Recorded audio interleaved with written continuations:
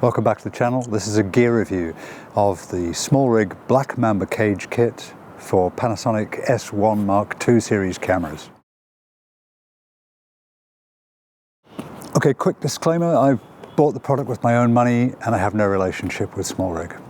So this cage is for all the cameras in the Panasonic S1 Mark II range, the S1R Mark II, the S1II and the S1IIE, which I have. So what you get with the package is this box, the instruction leaflet, which was surprisingly useful, the cage, the top handle, and this cable clamp. Everything's matching in very light black or dark grey. Suzanne had a few things to say about shades of black. All of it matches very nicely, and there's just a slight change with strap lock mounts on the left and right, which are in normal black colour and offset the whole thing quite nicely. And then there are plastic pieces all around which use carbon fibre weave look. I don't think it's carbon fibre, I think it's just plastic print, but it looks quite nice and again offsets this very dark grey. Are we going to say it's grey? I think Suzanne would say it's a very light black. So this is quite an appealing finish, and it's very slightly rough to the touch, which I think was intentional on their part. There are rubber sheets on the inside, which are at the points where the cage make contact with the camera body. So we get a little bit of protection for the camera, which is important, but it's also meaning that we get a flush join and it's taking up any slack when the screws tighten up. Then the base of the cage is a Arca-Swiss compatible plate. Now on the right of the cage, there's a big cutaway for the battery, and there's a strap rail there, which would fit their own straps, or a Peak Design wrist strap, which I have and fits fine. Then we've got a lot of 1/4-20s here, and the screw for your camera's tripod mount with mounting pins. Then we've got this tool, which is magnetized into the base plate, but it's also tucked away, which is a nice touch. Okay, moving up the camera's left, we've got more 1/4-20s, and this one here with locating pins. I'm going to come back to talk about the cable clamp in a minute. This is a strap loop for your camera strap, because your normal straps are going to be taken up with this lock. This is the one on the left side.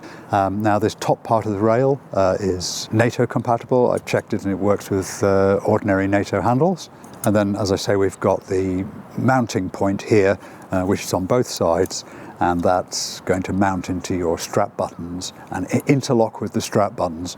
Okay, on the top we've got this cold shoe mount, and there's a little bit of plastic inside which maybe gives a bit of resistance. Then I'm going to again come back to the top handle. We get to the part here where the cage gets its name, the Black Mamba. It's coiling around the front of the grip. And what's interesting here is that there's a bit of an overhang for your fingers around the shutter release button on the camera. Then we've got more 1/4-20s, locating pins, and interestingly a 3/8-16, and that's what the handle is using, a 3/8-16 with locating pins. I'll come back to that. And at the front we've got this, the logo here in the plastic with the carbon weave. That's kind of nice. So let's just talk a little bit about the way the cage runs around the grip here. What it means is that all of your controls on the top there are exposed. The shutter release, the dial, and your 3 buttons, and the record button there, they're all completely exposed by the cage. So going down the right-hand side, we've got another strap lock button, which interlocks in a different way. We've got a little bit of plastic there running into the shape of the grip. Then we've got more 1/4-20s, and we've got more locating pins there on the bottom one. That's the quick round trip of the cage. Let's talk about the cable clamp and the top handle. We've got 3 thumb screws, which will also take the Allen key, bit of extra tightness if we want.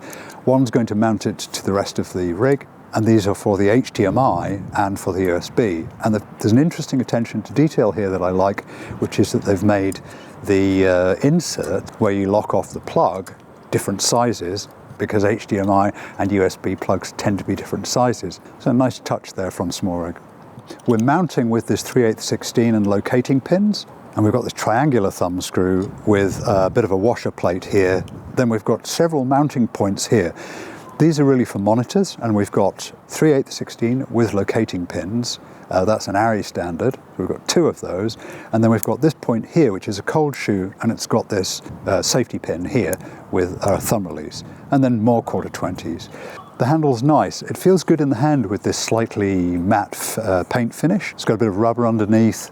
and the handle's set forward, that means that it balances on the cage, so it's much easier to hold the camera with the lens pointing up. So why is it much more expensive than their standard kit, which has the Hawk Lock top handle, which is really nice, and an extra cold shoe? Well, I think where the money's going is partly the amount of attention to detail they've put into the design, which is really nice. Then I think this cutaway for the top controls is actually a lot more useful than you might think. So you might dismiss this as gimmicky, but I do think the thing with hybrid cameras, unlike full-blown cine cameras, is the way you access the controls is really quite different. You know, what we've got here is a still camera that does video, or as Petapixel would say, a video camera that does stills. Well, I hope that was all interesting and a close look at the cage there useful to you, and if it was, please join me again. Bye-bye.